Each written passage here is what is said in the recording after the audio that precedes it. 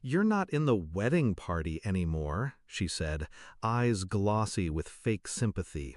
It's just your divorce energy. It's not what I want around my marriage. Divorce energy? Like heartbreak's contagious? Like my ruined vows were a virus? She said it in front of her friends, in front of our mother. And worst of all, she said it like it was nothing, like I was nothing. I didn't cry, didn't scream, didn't beg. I just nodded, stepped out of my bridesmaid dress, and walked away. She thought that was the end. It wasn't. I was the big sister, the protector, the one who took the hits for her growing up.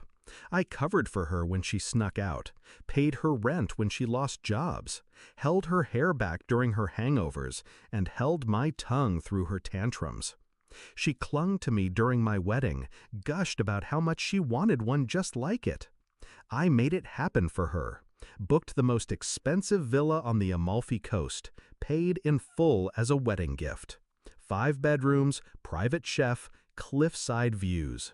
She cried when I told her, said, "You're the best sister in the world." 2 weeks later, she said my divorce was bad luck and kicked me out of the photos. She started acting different after I left Daniel, more polished, colder, competitive, like my heartbreak was a threat to her narrative. She whispered behind my back to cousins, told people I couldn't keep a man. At first, I tried to ignore it, tried to stay graceful. But when she cut me out of her bachelorette group chat and replaced me with a girl she met at Pilates, that was the shift. That's when I stopped being the sister and became the storm. The villa was in my name, every square meter mine. No lease signed, no transfer made. Just one generous sister booking a week of luxury for her spoiled sibling. She never asked for proof, never even bothered to check, too busy with champagne tastings and flower trials. So when she kicked me out of her wedding party, I made one quiet call to the property manager, changed the check-in date, updated the guest list, hired a DJ, and sent out 10 private invitations. Divorced, single, free. Come celebrate with me. We arrived the night before her wedding.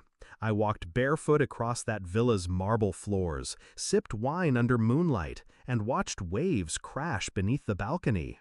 My guests laughed loud. We danced, swam, roasted her playlist on the Bluetooth speakers.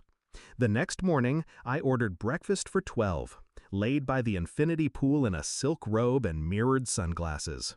I knew she'd be arriving with her in-laws by noon. I timed it perfectly. They pulled up in black SUVs, her dress fluffed, her makeup pristine. Her future mother-in-law stepped out first, camera already rolling. And then she saw me, lounging by the pool, flanked by friends, a flute of Prosecco in hand. She froze, tried to smile. What are you doing here?" I sipped slow, let the silence stretch, then said, "I thought my divorce energy might appreciate the view." Her eyes darted around, confused, calculating. She tried to wave me off. "You're not supposed to be here. This is our villa." I stood, tossed a printed contract at her feet. Correction.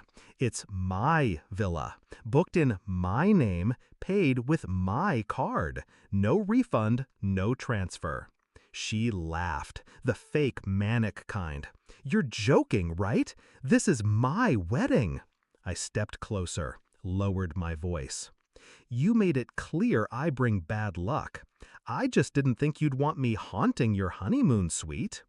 Her fiancé looked at her, then at me, then back at the contract.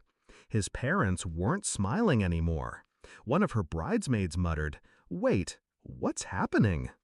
The photographer kept filming. God bless him. She finally cracked. "You can't do this," she snapped. "You're ruining my day." I leaned in, let the words drop like stones. "No, you ruined it. I just returned the favor." They scrambled, called planners, tried to find a new place. But everything nearby was booked. A wedding weekend on the Amalfi Coast doesn't offer second chances. They ended up in a 3-star hotel down the road. No cliffside views, no private chef, and no fairy tale. I didn't go to the wedding, but I heard the in-laws left early, and that she cried through most of the ceremony. Poor thing. Guess the energy was still bad. Some people say revenge is petty. Maybe. But dignity has a cost. And in that moment, standing in my silk robe, watching her fairy tale crumble, it was worth every damn cent. She made me feel disposable.